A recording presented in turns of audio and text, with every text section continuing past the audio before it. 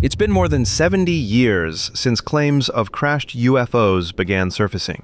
In that period between June and July 1947, there are hundreds of people who report seeing flying saucers in the sky. Some say these were natural atmospheric phenomena. Others insist it's something far more extraordinary: recovered alien technology.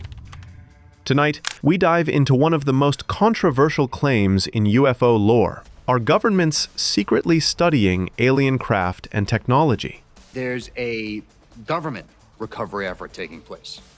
Well, if this is just a regular crash, why is the government involved? The Roswell Crash and Origins. We begin in 1947 in Roswell, New Mexico. A rancher finds strange debris.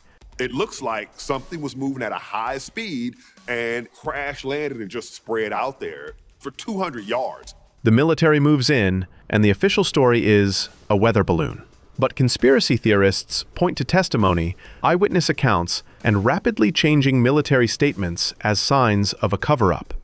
Something really weird happens. Within 24 hours of telling the world that the US military has recovered a flying saucer, General Ramey announces to the press, it was all a mistake, it was all a overreaction, it's nothing more than a very standard weather balloon with a radar reflector kite. In the years that followed, stories emerged of secret retrievals and back channels moving debris to off-site labs. Was Roswell the launch point for decades of secret research into technology not of this Earth? Marcel claims those were not actually all of the materials that he had recovered from the site near Roswell.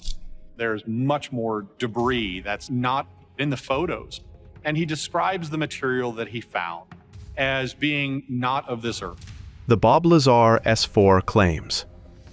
One of the most infamous voices in the recovered technology narrative is Bob Lazar. Exactly what's going on up there? Well, there's several, actually 9 flying saucers, flying discs, that are out there of extraterrestrial origin. He claims that in the late 1980s, he worked at a secret site called S4, adjacent to Area 51, reverse engineering alien propulsion systems. here was someone who claimed to have worked at Area 51, back engineering alien technology.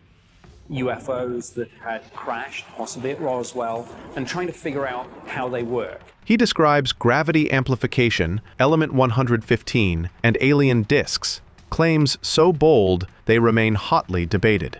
In the late 1980s, the US government had recovered alien spacecraft, several of them, and the technology in the Nevada desert that they were keeping quiet and analyzing. Critics point to lack of verifiable records, questionable credentials, and scientific implausibility. Still, his story captures the imagination and fuels rumors that governments have access to craft beyond human design. I don't like being in the public eye. I don't got money for doing this. And quite frankly, I could make up a better lie, but I have no motivation to lie. Whistleblowers, leaks, and documents. Beyond Lazar, others have come forward with claims of recovered alien hardware. Some whistleblowers allege military contractors moved non-human materials to secret labs. Others claim fragments were studied, yielding anomalous properties. There's a lot of stories that we've worked with the aliens at Area 51, or some say at a base nearby, kind of in the desert out there. Declassified documents and FOIA releases sometimes show unusual reports of exotic material or non-terrestrial origin, but rarely do they confirm alien origin. There were MPs on all corners of the craft. It's about a 40-foot diameter dish-shaped craft that was perfectly intact. There wasn't a scratch on it. Supporters see the redactions and ambiguity as deliberate. Skeptics see overreach and misinterpretation. When Area 51 was just bare bones, they took the craft and the aliens out to that location in the middle of the Nevada desert because it was so remote. Scientific scrutiny and skeptical perspectives. Science demands evidence. Many researchers argue that claimed recovered technology stories fail rigorous verification. Materials claimed to be exotic often turn out to be known alloys, rare isotopes, or even misidentified terrestrial tech. Critics say these claims often rely on anecdote, hearsay, and unverifiable testimony.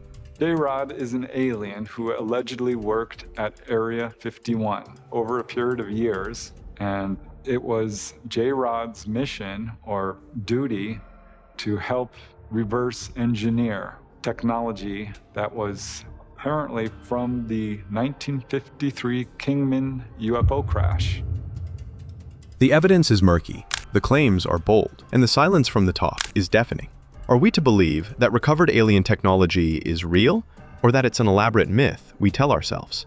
One thing is certain. As more documents leak and more insiders speak, the mystery only deepens. Stay tuned, because if the story continues, we'll be right there, peeling back the layers.